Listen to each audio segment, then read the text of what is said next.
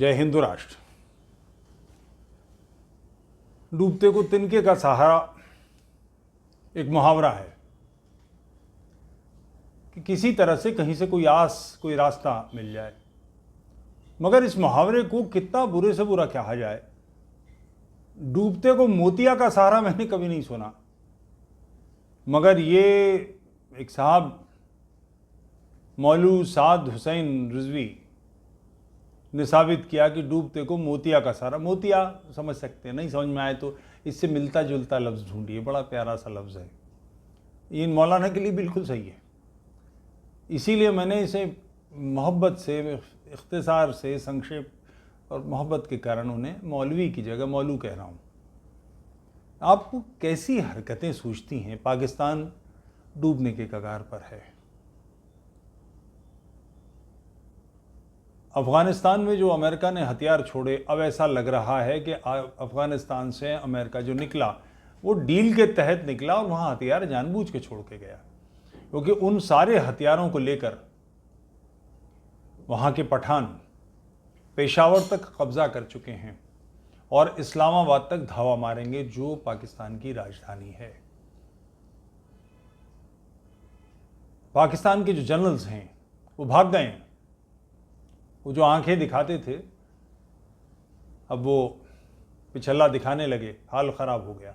तो पाकिस्तान की इकोनॉमी डूब रही है, पैसा नहीं है। कई लोग ये कह रहे हैं कि भारत में अगर उसका, पाकिस्तान का रुपया 3.5 गुना हिंदुस्तान से कम है, तो ये मैं निवेदन करता चलूँ, चूँकि मैं पाकिस्तान कई बार गया हूँ। पाकिस्तान का रुपया हमारे रुपए के मुकाबले 1 रुपये का अगर हमारा था तो उनका 1 रुपये 40 पैसे, 1 रुपये 45 पैसे जैसा था। ये भी हाल के काम हैं, जो इतना बुरा हाल हो गया है कि पेट्रोल 300 रुपये से ऊपर निकल गया और आटे का ये हाल है और सामान नहीं है, वगैरह वगैरह वगैरह। दुर्गत जो हो गई है, क्योंकि तिजोरी से सारे पैसे निकाल लिए।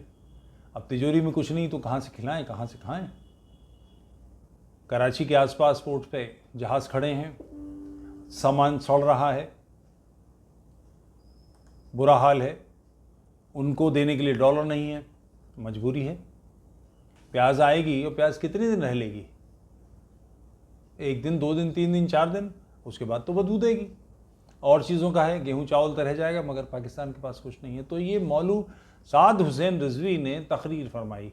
अच्छा, वो अकेले मोतिया नहीं है, सुनने वाले भी ढेर सारे इकट्ठे हैं। मोतियों का एक झुंड है, कई सारे झाड़ इकट्ठे हैं। और क्या कह रहे हैं वो? तुम वहाँ जा रहे हो, यहाँ जा रहे हो, यहाँ से पैसे मांग रहे हो, वहाँ से भीख मांग रहे हो, कोई नहीं दे रहा। एक हाथ में कुरान उठाओ और दूसरे हाथ में एटम बम लो। तो एटम बम जैसे कोई अद्धा पौआ है तो हाथ में ले लो, इन्हें पी के बात की है, और लेके स्वीडन पहुँच जाओ। स्वीडन का जिक्र क्यों? कि स्वीडन वो देश है जहाँ कुरान जलाई जा रही है, जहाँ कुरान जलाने की आधिकारिक अनुमति है। सरकार से उन्होंने इजाज़त ली और सरकार ने कहा कि जो किताब तुम्हें मारने का उपदेश देती है, तुम्हारे कत्ल का उपदेश देती है, तुम्हें उसे जलाने का हक़ है। वहाँ पहुँच जाओ, फिर हम देखें कि तुम्हें कौन पैसे नहीं देगा। आप तसव्वुर करें, कल्पना करें, मैं एक मंज़र उनकी आंखों में जो तैर रहा होगा ये कहने से पहले, मौलवी साद हुसैन रिजवी के, वो मैं सोच रहा हूँ कि लोग पाकिस्तान के PIA के जहाज़ से जा रहे हैं और एक हाथ में कुरान है और एक हाथ में उनके हथगोला जैसा एटम बम है, और वो लेके स्वीडन पहुंच गए हैं और यूरोप पहुंच गए हैं और धमका रहे हैं लोगों को कि हमें पैसे दो। हाँ, यही तो मुंबई में हो रहा था। प्रोटेक्शन मनी और क्या है कि आपकी दुकान पे बम नहीं फेंका जाएगा, आपका गल्ला नहीं लुटेगा, आपके बाजार में बलवा नहीं होगा, आपको मारा नहीं जाएगा, हमको इतना पैसा दे दो। उसी मानसिकता में मौलवी हुसैन रिजवी, साद हुसैन रिजवी लगे हुए हैं। और ये सोच कहाँ से आती है? ये बेसिकली जजिया है। जजिया काफिर को देना होता है, मुशरिक को देना होता है। जो 4 सेक्ट्स हैं इस्लाम के, उनमें 3 सेक्ट तो बिल्कुल, चारों सेक्ट्स का वैसे बिल्कुल साफ कहना है कि मुशरिक को तो देखते ही मार दो, यानी मूर्ति पूजक तो तुरंत मार दिए जाने चाहिए। और जो काफिर हैं, काफिर का मतलब यहूदी और ईसाई, जिन्हें वो अहले किताब कहते हैं और ये कहते हैं कि उनकी किताब करप्ट हो गई है और उन लोगों को इस्लाम कबूल न करने की वजह से वो गुनाहगार हैं और उन्हें इस गुनाह का अजाला देना पड़ेगा, इसका प्रायश्चित करना पड़ेगा। उनके कुफ्र की सज़ा है जजिया, जजिया देना उनका फ़र्ज़ है। और सिर्फ जजिया टैक्स नहीं है, लोग कई बार कहते हैं कि टैक्स है, टैक्स नहीं है। जजिया में देने वाला खड़ा होगा, लेने वाला बैठा होगा, हाथ बढ़ाकर दिया जाएगा, यूं नहीं दिया जाएगा, यूं दिया जाएगा। जजिया लेने वाला हाथ से उठाकर पैसा लेगा, हाथ पर थूका जाएगा। ये तो एक छोटी सी चीज़ है, काफिरों के लिए और सारी शर्त है। अगर वो किसी सवारी पर सवार हैं और सामने से मुसलमान कोई आ जाता है तो उस सवारी से उतर जाना होगा। आप अपने बुतखाने, अपने कलीसे, कलीसा कहते हैं चर्च को, कलीसे अगर टूट रहे होंगे तो उनकी मरम्मत नहीं करेंगे, नए कलीसे नहीं बना सकेंगे। कोई मुसलमान किसी भी वक्त आपके यहाँ मेहमान आता है, जान पहचान से मतलब नहीं, वैसे ही आ गया, तो 3 दिन के लिए उसे रखेंगे, 3 दिन 3 रात के लिए उसे रखेंगे, खाने पीने का सामान फराहम कराएंगे। आप समझ सकते हैं कि काफिरों के साथ वो जो मानसिकता है इस्लाम की गैर मुस्लिमों के लिए, कि इस्लाम का कंसेप्ट ही ऐसा है, वो सोचा ही इसलिए गया था कि सारी दुनिया में इस्लाम नाफिज हो जाएगा, और हुआ ऐसा बिल्कुल नहीं। तो इस्लाम के जो लीडर्स हैं, इस्लाम के जो मुल्ला हैं, ये मौलू मोतिया द ग्रेट, जिसे हमारे ब्रज के क्षेत्र में कहते हैं सटक मोतिया, जो इस किस्म की बातें कर रहा है और सुनने वाले डफर से इकट्ठे हैं आसपास में, वो सुभान अल्लाह, जज़ाकल्लाह और अल्लाह अकबर और फलाने धमाके। पलट के किसी को ये नहीं सोचता कि सारी दुनिया में इस्लामी मुमलिकत, हर जगह इस्लामी प्रजा पर दलित है, दयनीय स्थिति में है, कुछ नहीं उसके पास, बिल्कुल गुलामों की तरह उसको जीना पड़ता है। कारण नॉलेज कहीं कुछ नहीं है, आपके पास कोई क्षमता नहीं है, कोई विकास आपने कुछ नहीं किया, कोई चीज डेवलप नहीं किया, बिल्कुल ही सत्यानाशी किस्म का समाज, और सपना सारी दुनिया पर काबिज होने का, सारी दुनिया को जीत लेने का।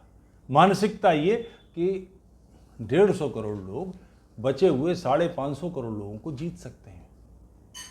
पिछले 150 साल से जूते पड़ रहे हैं पोस्ट वर्ल्ड वार के बाद से, तो बिल्कुल ही मट्टी ख्वार है। कोई कंट्री ऐसा नहीं है जिसका दबदबा हो। पेट्रोल निकल आया, ईरान भी उन्हीं में है, सऊदी अरब भी उन्हीं में है, कतर भी उन्हीं में है कि जहां पेट्रोल निकल आया, गैस मिल गई, और ये उन्होंने कुछ नहीं खोजा, ये मिला। ये सारा खोजबीन जितने भी की है वो गोरे हैं, दूसरे लोग हैं। डेवलपमेंट जितना हुआ सब बाहर के लोग हैं, और ये सपना देख रहे हैं कि हम अल्लाह की सबसे बेहतरीन मखलूक हैं। मुझे इस पर एक वाक़या याद आता है, यहूदियों के लतीफ़े बहुत उम्दा हैं, बहुत बहुत मिजाजन बड़े हसूड़ लोग हैं। उनका ये कहना है कि वो गॉड की, यहोवा की, ईश्वर की चयनित, ईश्वर का चयनित समूह है, कि ईश्वर चोजन पीपल कहते हैं कि ईश्वर ने उनको चुना है, और पिछले 2000 साल से उनकी दुर्गत है, दुनिया भर में मार खाते हैं। तो किसी ने उनसे पूछा, रबाई से, जो बड़ा सीनियर रबाई था, कि क्या आप अब भी मानते हैं कि आप चोजन पीपल हैं? उनका जी मैं यही मानता हूँ, मगर अब मैं चाहता हूँ कि ईश्वर किसी और को चुन ले, हमें छोड़ दे। अल्लाह मियाँ की मखलूक और उसकी ये हालत। रुखसाना बेगम का 10 रुपये घंटे की हाजिरी का रेट, ऐसी दुर्गत की स्थिति, हराम की खाने के अलावा कोई काम नहीं, कुछ डेवलप नहीं करेंगे, कोई चीज़ बनाएंगे नहीं।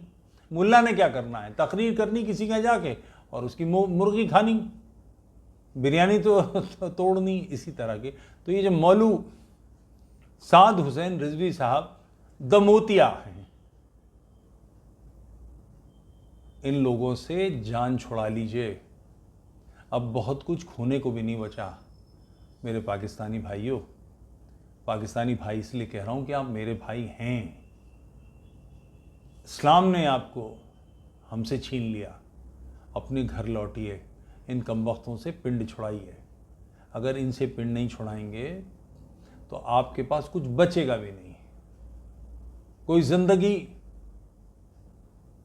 आप उन आंखों का क्या करेंगे जिनमें सपने तक नहीं है? ये वो लोग हैं जो आपकी आंखों से सपने नोच लेते हैं। 5 वक्ता नमाज पढ़ो, रोज़े रखो, काफिरों पे दिन में 5 बार लानते भेजो, उनको बुरा भला कहो और मरे जाओ इस काम के लिए कि उन्हीं काफिरों के मुल्क में जाओगे। बड़े बड़े तुर्रम जो हैं, 30 मार खां, सब बाहर पड़े हुए हैं। जो बड़ा जिहाद और यूं सिखाता, बाप मर गया, जाकिर नायक बाप के मैयत को कंधा देने हिंदुस्तान नहीं आया। जो हरियाणा, वो जो फिल्म की भाषा में मैं कहूँ 1.5 फुट की फट गई वाला हाल है। ये जो बड़े बड़े अल्लामा हैं, बड़े बड़े 30 मार खाएं, उनकी कंडीशन क्या है? ये आपकी आंखों से सपने नोच पोच के, किसी की बीमारी आती है 72 से घूरे, किसी को पसंद नहीं। अमेरिका जाके इलाज करा रहे हैं, कनाडा जाके इलाज करा रहे हैं, क्यों? जन्नत जाए ना। तो ये जन्नत आपके हिस्से की चीज़ है। वो धरती पर जो काफिरों ने जन्नत बनाई है उसका मज़ा लेते हैं, वहाँ चले जाते हैं। इनसे बाहर आइए, इन पर लानते भेजिए, और ये आपको पब्लिक में करना पड़ेगा, लोगों के सामने बोलना पड़ेगा। अगर आप ऐसा नहीं कर पाएंगे तो ये तय समझिए कि ये आखिरी पीढ़ी है जिसके पास खोने के लिए भी कुछ नहीं बचेगा। बहुत बुरा सिस्टम है ये, बहरहाल है, इसे रद्द करना आपका काम है। नीता चिटवानी जी, बहुत बहुत धन्यवाद मेंबरशिप लेने के लिए।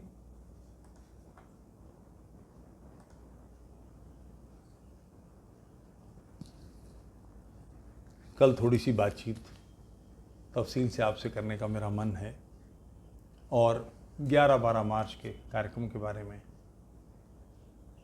कृपया अभी से नोएडा आने की तैयारी कीजिए। राष्ट्र की समस्याओं के समाधान के लिए हम क्या कर सकें, इस पर एक गंभीर बात, एक बड़ी बातचीत, एक दिशा जिसमें आपकी मेरी भागीदारी हो, इसका एक प्रयास। और ये कोई मैं आपको नहीं सिखाने वाला हूँ, हम सब विचार मंथन से ही निकालेंगे। मिलते हैं फिर। जय हिंद राष्ट्र।